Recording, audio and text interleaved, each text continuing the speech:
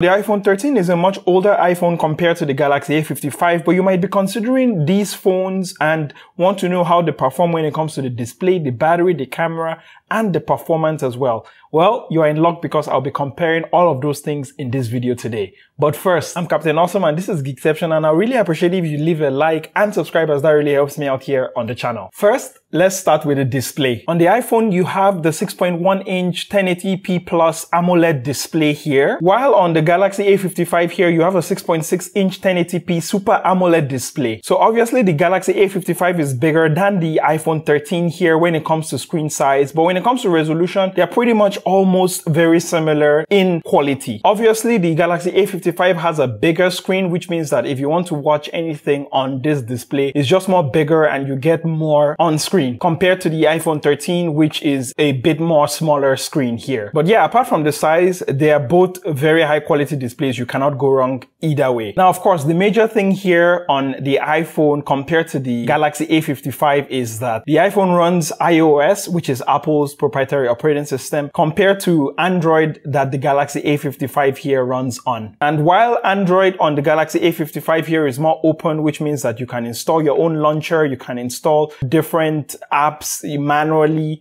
On the iPhone here, you cannot really do that because it's all locked down under Apple, which means that there is a tighter control over what you can or cannot do. Now, going over the quick specs, and the iPhone 13 here, which launched in 2021, has that 6.1-inch display. It has the 12 megapixel cameras at the back there, 4 gigs of RAM, and 3040 milliampere battery. It's also IP68 water resistance, which is the full water resistance here that you can get on most phones. And as for the Galaxy A55, you get that 6.6-inch display, 6 or 12 gigs of RAM depending on which region you are in, 50 megapixel camera on the back with another telephoto there, as well as a 5000 milliampere battery here on the Galaxy A55. You also get IP67 dust and water resistance, which is not as great as the IP68 that is on the iPhone 13. Okay, next, moving on to camera, and they both have double cameras here with, of course, the Galaxy A55 looks like it has an extra camera, but I think it's just like a macro camera, so it doesn't really count much. So they both have wide and ultra wide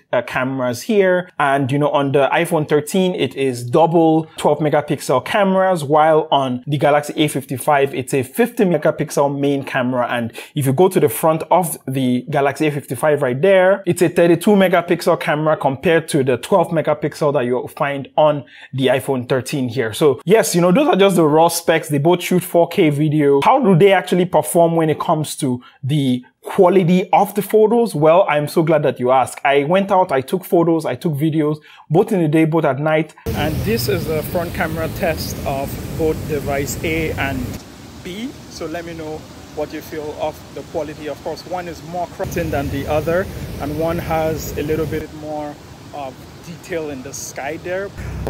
In the evening already, but it's still quite humid. I'm still sweating quite a bit, but yeah, just bringing and showing you different scenarios to see how both cameras are able to handle going from the dark, let's say, of the asphalt here to the bright of the sky right there. How are they able to adjust? Let me know what you think in the comments down there below. Now, taking a look at the photo samples taken from both phones, I would say I was actually pretty surprised. First at the iPhone 13 and how it managed to hold its own, especially in some scenarios. Also at the Galaxy A55, especially when it came to low light shots and how it got such a nice image with less noise compared to the iPhone 13's photos, which sometimes were more true to life, but also were way more noisier. And, I just couldn't see the photos as well as on the Galaxy A55. And this is a night video test of both phones, just going left to right here.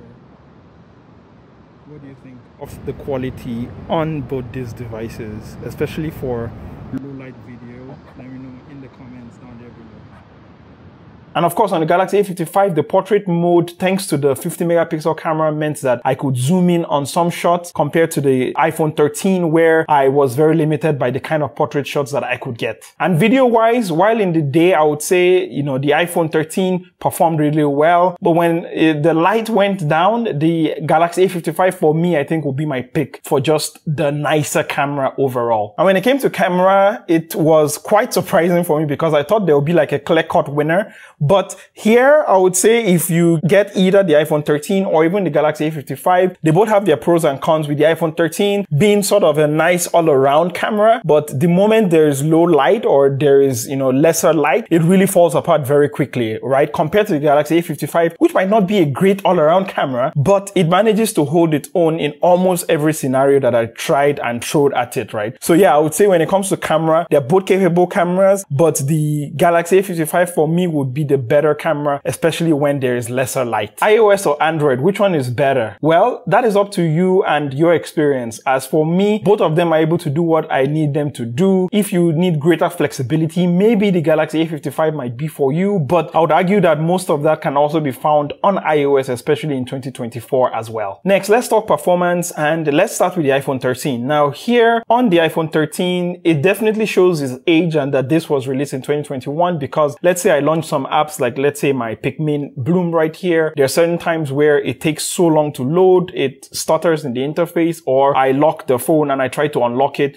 It takes a while before it actually unlocks sometimes, especially if I am, let's say, using an app in the background. It can get a little bit slow. And initially when I bought the phone, it was not like this. I think it was very smooth. But in 2024, 4 gigs of RAM on an iOS device, when, some of the iPhones now will now be coming with much bigger RAM sizes, almost triple the size here, it's definitely beginning to show its age. So for an iPhone, it's not the slowest, and I think kudos to Apple, because, no matter how old a phone is, they will always update it. And most of the apps, most of the time, I would say 70% of the time, you would have a smooth experience. But be prepared for some slowdown, especially if you use apps that require, like, let's say maps, for example, or if you play a game like I do, which is the Pikmin Bloom, which is the one that uses maps, it uses your GPS, it uses all of these things at the same time. Yeah, the phone can really slow down and also get really hot as well. Like this phone, especially on the back right here, can get really toasty to the touch. So yeah, that is something to take account of or take note of if you're considering the iPhone 13 right here. Another thing to consider is OS updates. Now, the iPhone 13 released in 2021, which means that we'll probably get around 3 more years of software updates. So if you're buying this for the long run, you know that, okay, you're only going to get about 3 more years, I would say, of major software updates. And, you're not even going to get some of the latest stuff from Apple as well. So for example, I believe even iPhone 14 Pro owners will not be getting like Apple Intelligence, which is like one of the latest features that are coming to like the iPhone 15 and the iPhone 16 when it comes out. So, you're not only left behind here on the iPhone 13, even more recent versions of Apple devices, because again, they require much more power. And this iPhone 13 here, I would say moving forward, I think it will receive updates, but it will not receive all the life-changing updates that you will see on all the Apple keynote events or whatever.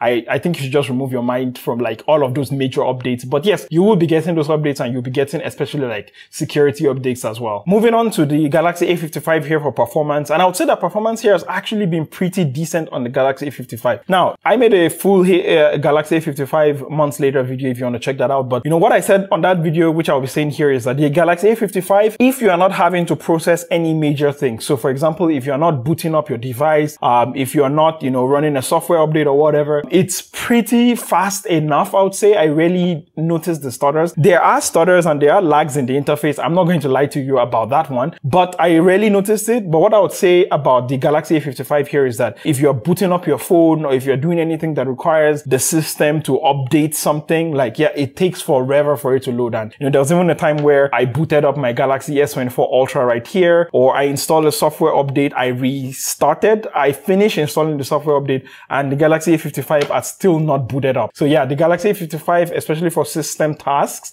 can take a while. But the upside here is that Samsung is also providing updates. And I think for Samsung, I think unlike Apple, they are actually giving updates to their devices that are not the major ones. So for example, if I go into the About phone here and I go into software updates, you can see that an update has already downloaded here, which is the Circle to Search update that was only initially available for the Galaxy S24 Ultra and, their flip phones. Now you get it on an A55, which is their budget phone, which I think in the Apple ecosystem, you will never get something like this, because, Apple will lock it behind their most expensive latest model, even not even like their most expensive previous model as well. So yeah, that is one of the advantages that Samsung is really starting to have here with the Galaxy A55, or not just the Galaxy A55, but the Galaxy series in general, is that, they're providing long software updates and they're not gating it. Of course, it's not getting all the Galaxy AI features, because yes, I have to admit some of the Galaxy AI features are also not present here on the, Galaxy A55 A55 if I'm being fair, but at least on the Samsung front, I have a little bit more hope that it will come as opposed to, let's say, on the iPhone, where I know that, you know, my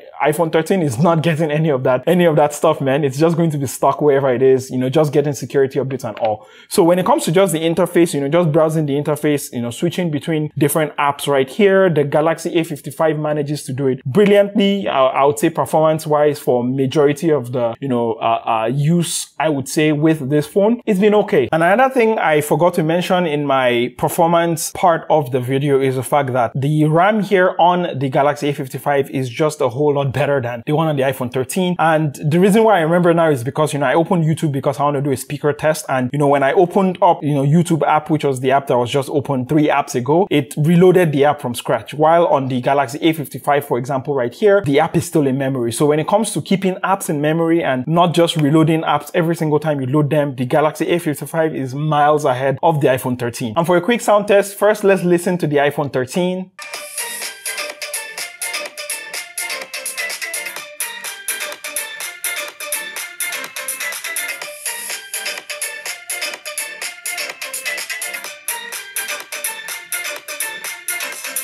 And from that sound test, the iPhone 13 is a little bit louder, not by a lot, but while it is not that much louder than the Galaxy A55, I would have to admit that the sound has a lot more bass and it feels a lot more full compared to the Galaxy A55 here, which feels a little bit too teeny for my liking. Next, let's talk battery life. Now, if you're thinking of the iPhone 13, well, you have to be aware, especially if you're getting it second hand, that the battery health might not already be the best, right? So the battery on the iPhone 13 is not the biggest to start with, and it might also have degraded. So for a quick example, if I go into my battery health and charging here, you can see that my battery capacity here is only at 88%. And believe me, it shows, right? So if I, let's say, want to go on my run and I'm playing my Pikmin, which uses my GPS, or I even have 5G on, the battery here on the iPhone 13 drains so quickly. So when it comes to battery health, you might not realize it, but you might need to change the battery, especially if you are thinking of getting this second hand. Compared to the Galaxy A55 right here, which has a big 5000 milliampere battery, I think in my review, I mentioned that even compared to, let's say, my S24 Ultra right here,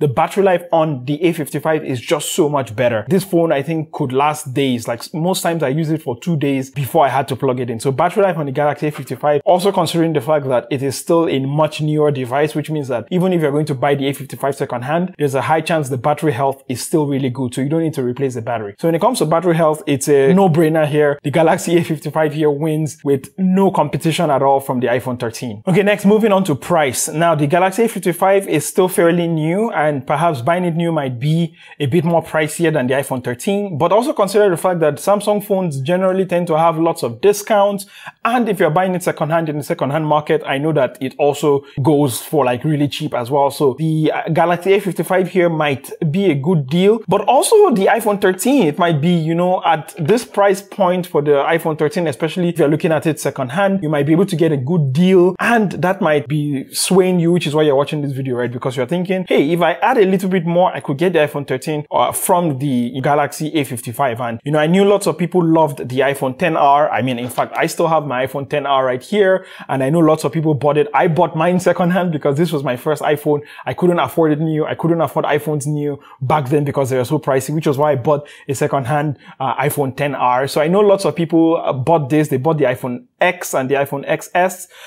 But now we have, you know, I think the iPhone 11, iPhone 12, iPhone 13 now is in that same category that the iPhone XR and the iPhone 10 used to be, right? Which is that it's still a good enough iPhone, and, you know, it's still sort of in the price range for many people if you are looking at that second-hand market. So yes, if you get a good deal for this, you know, the iPhone 13 might also be at a good price as well. So, you know, when it comes to pricing, I'd say they might be really close, especially when you just consider that it might be your first iPhone, just like how the iPhone XR was my first iPhone here as well. But also don't forget what I told you when it came to the battery health, which is that if you're buying the iPhone 13 here, the battery health might not be the best. And I know that some dubious sellers might even give you like a fake battery where you go home and you think you bought like an authentic battery with it, but it's a fake battery. So that's another thing to be careful of as well. But if you don't ever want to think of battery, you never want to consider anything, then the Galaxy A55 obviously has no issue here. And, you know, when it comes to build quality as well, it's just just still a very premium phone, especially for the price. Now, moving on to the most important thing here, which is that